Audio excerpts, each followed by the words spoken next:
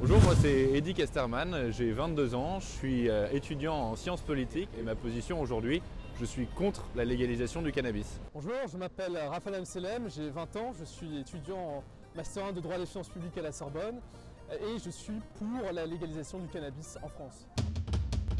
Round 1, fight!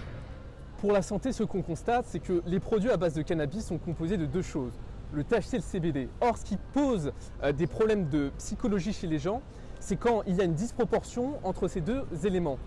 Aujourd'hui, le problème, c'est que celui qui contrôle, ce sont les cartels de drogue. Ce n'est pas l'homme politique. Donc moi, je veux repasser la régulation des mains des cartels aux mains des politiques. Et enfin, ce qu'on constate avec la légalisation, c'est qu'il y a une diminution de la consommation parce qu'il y a responsabilisation, notamment au Portugal, où les addictions ont baissé de 80%. Notre objectif de santé publique, c'est de réduire la consommation du cannabis. Or, tous les pays qui ont légalisé la consommation du cannabis ont vu leur consommation augmenter. Le National Institute of Drug Abuse, qui est un organisme gouvernemental américain, a montré trois choses. D'abord, les impacts irréversibles sur le cerveau du cannabis liés au THC notamment, la réduction des facultés de jugement, de mémoire ou de concentration, encore le développement de cancers liés à la consommation du cannabis. C'est pourquoi je ne pense pas que la légalisation du cannabis soit une bonne chose pour notre société. Round 2, fight! Donc en termes de sécurité publique, on sait très bien que la légalisation du cannabis n'est pas une solution.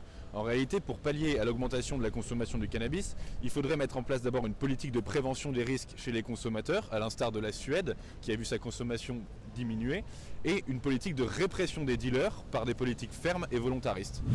Le problème en France, c'est qu'on dépense déjà chaque année 1 milliard d'euros dans la lutte contre le cannabis et 25 milliards au niveau européen. Donc on met déjà beaucoup de moyens dans la lutte contre le cannabis de façon inefficace. L'autre problème, c'est que la prohibition ne fait pas disparaître le produit.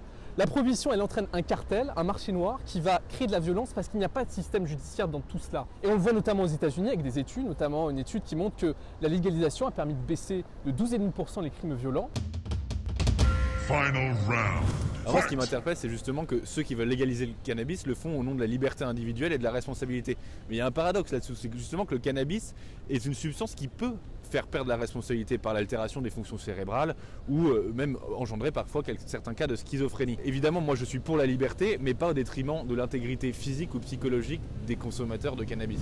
Ce qu'il faut bien comprendre, c'est que légaliser, ça n'est pas faire n'importe quoi. Un, c'est responsabiliser les individus, parce que chacun doit être libre de pouvoir diriger sa vie. Deux, c'est en finir avec les cartels, qui aujourd'hui posent des problèmes en matière de sécurité et de santé publique.